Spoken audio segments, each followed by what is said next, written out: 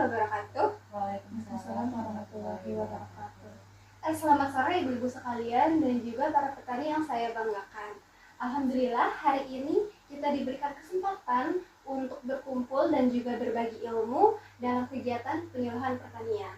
Nah, mudah-mudahan apa yang kita pelajari hari ini dan apa yang kita sharingkan hari ini dapat langsung diterapkan oleh ibu-ibu sekalian dalam usaha tani yang ibu-ibu jalankan.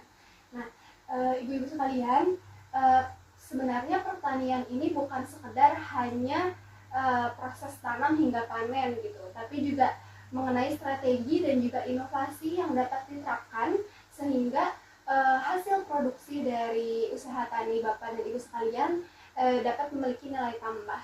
Nah, melalui penyuluhan kita hari ini, kita akan belajar bersama mengenai sertifikasi dan juga standarisasi beras lokal agar produk yang dibuat oleh Bapak dan Ibu sekalian itu memiliki peluang yang menjanjikan di pasar. Oke, dimulai dari pendahuluan. Jadi standar mutu beras di Indonesia itu diatur oleh Standar Negara Indonesia atau SNI, di mana SNI yang saat ini berlaku itu adalah SNI nomor 6128 tahun 2020, di mana SNI ini merupakan revisi dari SNI yang mengatur tentang produk beras pada tahun 2015. Nah, tujuan utama dari SNI ini adalah untuk menetapkan mutu beras yang beredar di pasaran dan juga menjamin keamanan pangan, serta bertujuan untuk mewujudkan persaingan pasar yang sehat dalam menghadapi gitu produk-produk impor yang juga ada di pasaran Indonesia. Nah, adapun poin-poin dan juga muatan pada SNI yang mengatur beras ini, yang pertama itu ada klasifikasi beras, terus yang kedua itu ada persyaratan mutu, di mana persyaratan mutu ini terdiri dari dua, yaitu persyaratan khusus dan juga persyaratan umum. Terus yang ketiga adalah proses pengujian beras, yang keempat adalah penandaan atau pengemasan, dan yang terakhir juga kita akan sedikit menyampaikan tentang prosedur dan juga tata cara pengajuan untuk mendapatkan standarisasi ini. Nah, dimulai dari yang pertama itu ada klasifikasi beras. Nah, sebenarnya karena ibu-ibu sekalian berada di lapangan, pasti ibu-ibu sekalian sudah mengetahui gitu klasifikasi beras. Nah, menurut standarisasi ini, klasifikasi itu dibagi menjadi tiga. Yang pertama berdasarkan proses budidaya. Nah, kalau berdasarkan proses budidaya ini terdapat dua jenis beras. Yang pertama organik dan juga non-organik. Dan yang kedua itu klasifikasi berdasarkan warna. Nah, seperti yang kita tahu dan sesuai dengan yang beredar di pasaran, beras berdasarkan warna itu ada beras putih, beras merah, dan juga beras hitam. Dan yang terakhir itu klasifikasi berdasarkan proses penggilingan. Nah, terdapat dua jenis beras. Yang pertama beras pecah kulit dan juga beras sosoh yang belum melalui proses penggilingan. Nah, selanjutnya itu ada persyaratan mutu. Nah, persyaratan mutu yang pertama itu adalah persyaratan mutu umum. Yang pertama itu beras harus bebas dari hama dan juga penyakit. Yang kedua, beras harus bebas dari bau apak, bau asam, dan juga bau asing lainnya. Dan yang ketiga, untuk beras sosoh itu harus bebas dari campuran ledak dan juga campuran bekatul. Nah, untuk beras sosoh ini juga diatur derajat sosohnya minimal itu di tingkat 95%. Nah, selain itu diatur juga kandungan kadar air, di mana kandungan kadar air pada beras itu minimal pada tingkat 14%. Dan persyaratan umum yang terakhir itu beras harus bebas dari bahan kimia yang membahayakan dan merugikan. Nah, untuk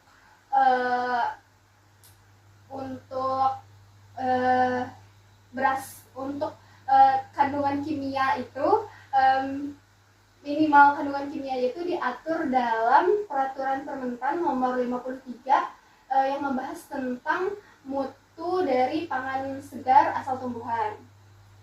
Nah, selanjutnya itu ada persyaratan mutu khusus. Nah, untuk persyaratan mutu khusus ini dia itu membicarakan dan juga mengatur tentang butir beras. Nah, butir beras itu terdiri dari beberapa nama. Mungkin Bapak Ibu juga udah tidak asing dengan nama ini. Yang pertama itu butir kepala, butir patah, butir menir, butir merah putih, butir rusak, dan juga butir kapur. Nah, untuk lebih jelasnya lagi bisa dilihat di gambar ini. Nah, ini disebut butir kepala. Butir kepala itu berarti butir beras yang masih utuh. Nah, terus ada butir patah. Nah, umumnya butir patah itu maksimal setengah dari si butir berasnya. Dan yang terakhir itu butir menir. Nah, butir menir itu yang patahnya itu udah lebih dari setengah dari si butir berasnya. Nah, untuk persyaratan mutu khususnya itu membahas tentang persentase dari jenis-jenis butir ini. Nah, dari standarisasi ini akan menghasilkan 3 jenis kualitas produk. Yang pertama itu premium, medium 1, dan juga medium 2, di mana setiap persentase di setiap klasifikasi kualitasnya ini berbeda-beda. Nah, untuk butir kepala maksimalnya itu 85%, lalu 80% dan juga 75%. Nah, untuk butir patah berurutan dari premium ke medium itu 14,5%, 18%, dan juga 22%.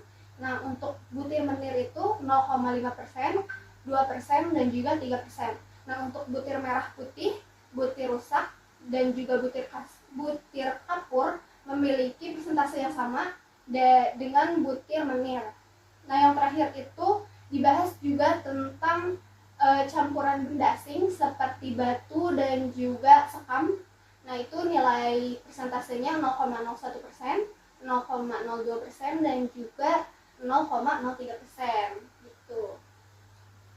Nah, selanjutnya tentu untuk melihat gitu sampel yang dikirim itu sudah sesuai dengan persyaratan mutu, maka akan dilakukan tahapan pengujian beras. Nah, tahapan pengujian berasnya ini terdiri dari 8. Yang pertama penentuan kandungan hama dan penyakit. Nah, untuk penentuan kandungan hama dan penyakit ini analisisnya dilakukan dengan analisis visual. Jadi kita melihat dengan panca indera apakah di sampelnya ini ada makhluk hidup atau bagian dari makhluk hidup yang mengkontaminasi. Tahapan pengujian yang kedua adalah penentuan adanya bau asing. Nah, cara untuk menganalisis adanya bau asing itu melalui panca indera juga. Jadi kita bisa mencium apakah si berasnya ini ada bau khas yang asing yang seharusnya tidak ada pada produk beras. Lalu tahapan pengujian ketiga yaitu adanya bahan kimia dan berbahaya. Nah, untuk batas maksimum dan juga klasifikasi dari bahan kimianya ini juga sama seperti yang tadi disampaikan, diatur dalam Permentan nomor 53. Analisisnya dilakukan secara visual melalui panca indera dan juga penciuman. Nah, kalau misalnya terdapat benda-benda kimiawi bisa terlihat secara visual, dan juga jika ada bau-bau kimia yang berbahaya juga bisa dirasakan melalui indera penciuman. Terus ada juga tahapan pengujian yang keempat yaitu penentuan kadar air. Kan tadi di mutu umum itu sudah ada penentuan kadar air itu maksimal 14%. Nah, untuk pengujian kadar air ini dilakukan dengan metode gravimetri, di mana melibatkan pengeringan dari sampel yang diberikan. Nah, nanti berapa persen berat yang hilang dari beras tersebut, nah itu merupakan nilai dari kadar air yang terkandung pada beras tersebut. Nah, selanjutnya ada tahapan pengujian yang kelima, yaitu penentuan derajat sosok. Nah, untuk penentuan derajat sosok ini dilakukan melalui pewarnaan sampel beras dengan larutan yodium iodida, di mana kalau berasnya itu berubah menjadi ungu, berarti dapat diartikan bahwa si proses sosoknya itu belum terjadi secara maksimal. Selanjutnya adalah penentuan butir beras. Nah, tadi kan sudah dijelaskan juga di mutu khusus, butir beras itu setidaknya terdiri dari 3, yang kepala, patah, dan juga menir.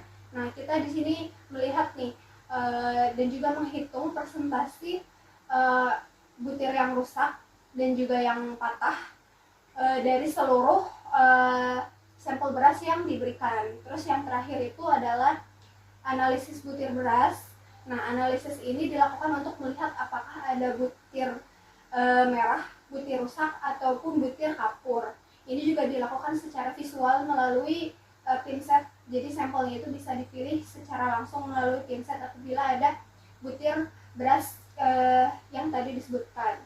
Terus ada pengujian benda asing. Nah, ini juga dilakukan dengan analisis visual untuk memastikan bahwa sampel berasnya ini bebas dari kontaminasi batu dan juga sekam atau benda-benda asing lainnya.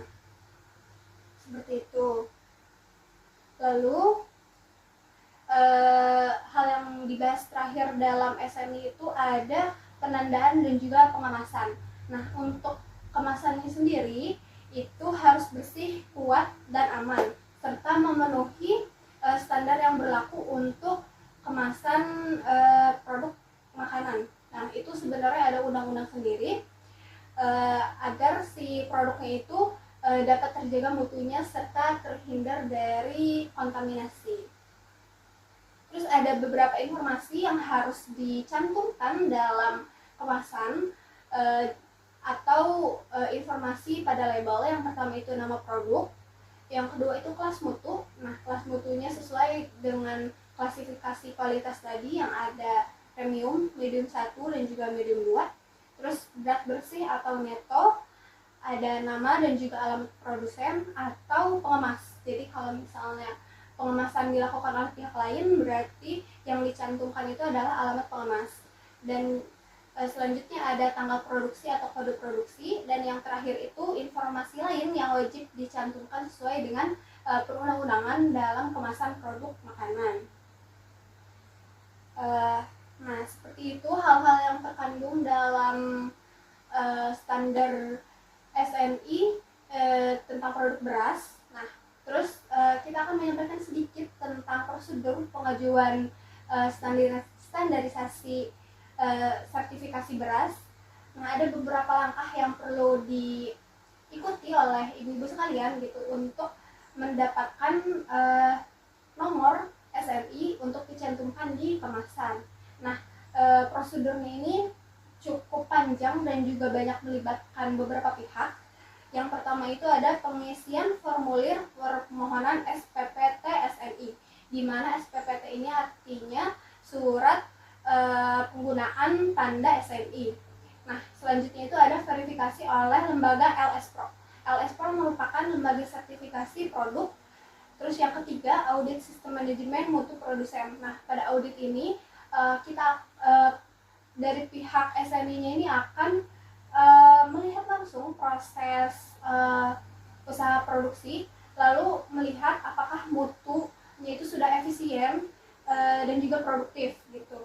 Nah, selanjutnya ada pengujian sampel produk. Nah, pengujian sampel produk ini sesuai dengan tahapan yang tadi sudah dijelaskan yang ada 8. Selanjutnya penilaian sampel produk untuk menilai apakah sampel produknya ini sudah sesuai dengan persyaratan mutu yang tertera dan tercantum di dalam standarisasi. Terus yang kelima ada keputusan sertifikasi. Apabila ternyata keputusan sertifikasinya itu ditolak, nah Bapak Ibu tetap bisa melakukan pengajuan ulang. Dan yang terakhir itu pemberian SPPT SNI. Jadi ketika Bapak Ibu itu sudah diberikan keputusan bahwa produk ini diterima untuk mendapatkan SNI, nah Bapak dan Ibu itu akan mendapatkan nomor SNI, di mana nomor ini bisa dicantumkan di dalam kemasan produk Ibu-ibu sekalian, dan juga termasuk logo dari SNI-nya itu sendiri. Nah, mungkin seperti itu ilmu dan juga materi yang bisa saya sampaikan. Nah, mungkin kita akan lanjut ke sesi diskusi. Mungkin ibu-ibu sekalian yang ingin bertanya atau masih bingung gitu dengan muatan-muatan yang ada pada standarisasi ini, boleh disampaikan. Saya ingin bertanya. Boleh. Saya ingin bertanya, apa sih urgensi dari standarisasi tersebut gitu ya? Ya. Jadi gini, ibu-ibu sekalian kan pasti sudah melihat ya di berita kalau misalnya setiap tahun itu Indonesia itu selalu melakukan impor beras. Nah, berarti beras yang beredar di pasaran itu terdiri dari 2 jenis gitu. Ada beras lokal dan juga beras impor. Sedangkan kita mengetahui bahwa di beberapa negara standarisasi beras itu sudah lebih. Nah, otomatis yang diimpor juga adalah produk beras yang sudah distandarisasi. Dengan begitu, apa sih tujuan dari standarisasi produk beras lokal ini? Supaya produk ibu-ibu sekalian itu tidak kalah saing di pasaran gitu. Kan pasti konsumen juga ingin memilih produk yang berkualitas, apalagi kalau misalnya dengan harga yang sama. Ya jadi cara untuk membuat produk lokal itu dapat bersaing dan memiliki kualitas yang setara dengan produk impor, nah, bisa dilakukan dengan pengajuan standarisasi ini gitu. Baik, terima kasih pertanyaan jawabannya sangat bermanfaat. Apakah ada lagi yang ingin bertanya atau didiskusikan? Saya mau bertanya, jadi tadi kan udah dijelasin ya tentang proses standarisasinya, tapi proses pengajuan standarisasinya itu panjang. Nah, untuk petani kecil yang terkendala modal dan hanya punya usaha skala kecil, itu bagaimana cara mendapatkan standarisasinya? Oke, jadi memang proses pengajuan standarisasi ini panjang dan juga membutuhkan biaya yang cukup besar gitu. Jadi, nah selain itu salah satu tujuan dilakukan standarisasi ini kan untuk menghasilkan merek produk gitu. Dan juga harapannya ketika sudah ada merek produk, berarti produksinya itu dilakukan secara rutin dan berkelanjutan. Nah, kalau misalnya dilakukan oleh petani yang memiliki luas lahan kecil, kan sulit ya untuk memastikan keteraturan tersebut gitu, kerutinan tersebut dalam memproduksi. Nah, makanya salah satu solusi gitu yang bisa dijadikan alternatif adalah membuat produk bapak dan ibu itu dalam satu naungan standarisasi. Misalnya kan kita di sini ada lembaga kelompok tani dan juga gapoktan. Nah, jadi bapak dan ibu sekalian itu bisa menjadikan hasil produksi dari setiap anggota itu dalam status standarisasi gitu. Jadi dalam naungan satu merek, asal selama proses budidayanya, benih yang dilakukan dan juga pemeliharaan lainnya itu memiliki prosedur yang sama, agar sampel yang nanti diberikan dengan produksi yang nanti berjalan itu akan menghasilkan kualitas yang sama gitu. Jadi ketika dilakukan dalam naungan lembaga atau seperti kelompok tani atau gapoktan, otomatis biayanya juga akan di backup oleh lembaga tersebut gitu. Jadi untuk pengajuan yang panjang juga bisa dibantu oleh penyuluh-penyuluh yang memang ikut gitu dalam lembaga tersebut gitu. Terima kasih atas jawabannya. Baik, mungkin saya juga ingin memberikan demonstrasi atau contoh ya dari beras yang sudah melalui pengujian. Nah, kalau misalnya dalam kemasan yang lebih besar itu biasanya setengah kilo atau sekilo itu di kemas itu dalam bentuk plastik ya biasanya. Nah, di sana itu Bapak Ibu bisa lihat ada logo SNI dan juga nomor. Nah, nomor itu Bapak dan Ibu bisa cek di website. Nah, apabila SNI-nya itu memang asli bukan palsu, itu akan muncul penjelasan dari produk sesuai dari nomor tersebut. Nah, bisa kita lihat kalau misalnya beras dari hasil standarisasi ini memiliki kualitas yang baik. Bisa dilihat kan bersih dari batu atau sekam. Selain itu butir berasnya juga cenderung utuh gitu. Oleh karena itu sangat penting gitu untuk ibu-ibu sekalian mengusahakan standarisasi ini dalam hasil produksi usaha yang dijalankan gitu.